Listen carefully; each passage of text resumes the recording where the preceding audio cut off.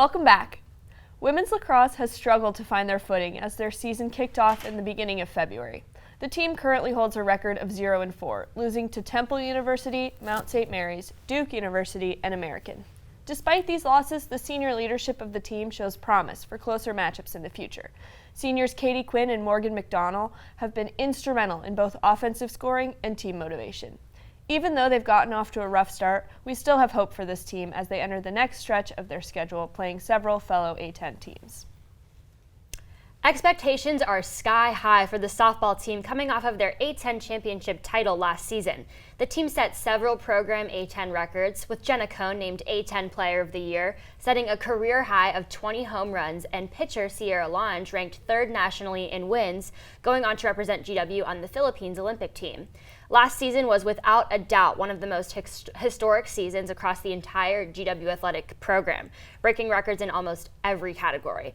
But despite this historical season, 2020 has not fared very well for this team, starting their current season with a 6-game losing streak.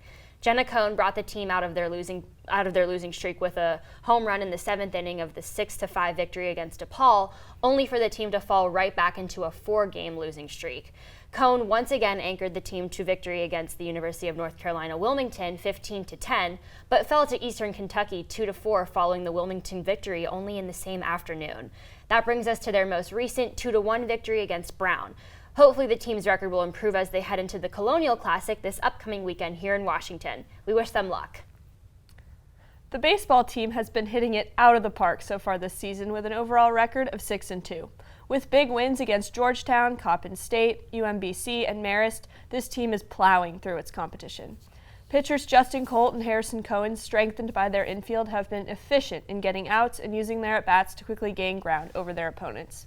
GW's batting lineup is incredibly strong, with 5 of the 11 batters holding a batting average of above 300.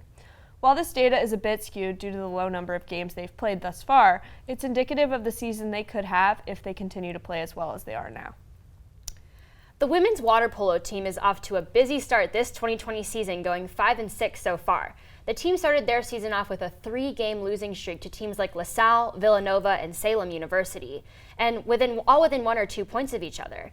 After a 12-6 win against St. Francis Brooklyn, the team lost to LaSalle 4-11, but came off the loss and into a 3-game winning streak. Senior Alana Ponce has been anchoring the team through the water, setting a program record as well as becoming a member of the first-team all-conference team, securing 64 points this season so far. After the 3-game winning streak, the team fell back into the 2-game losing streak, bringing us to their most recent win against St. Francis Brooklyn. We wish them luck as they continue on to fight through this season.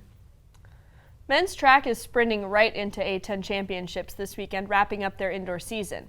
Last weekend signaled the close of the regular indoor season with meets at both Boston University and Virginia Military Institute, where freshman and A10 Rookie of the Week Miles Grant posted 2 top 20 finishes in both the long jump and the high jump.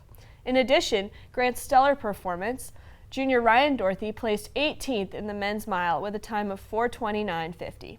We'll be sure to continue to cover this team as they finish their indoor competition at A10s this weekend and continue on to the outdoor season in March.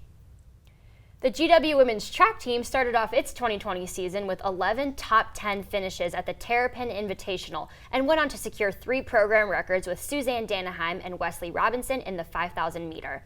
Danaheim went on to win a first-place slot at the VMI Invitational in the mile event, with juniors Catherine Nohilly and Margaret Coogan coming in second and third place. That brings us to Danaheim shattering yet another record at the Valentine Invite in the 3,000 meter event. The team continues to break records and set the bar high, and we'll be covering them every step of the way. We'll be taking a quick break, but don't go away.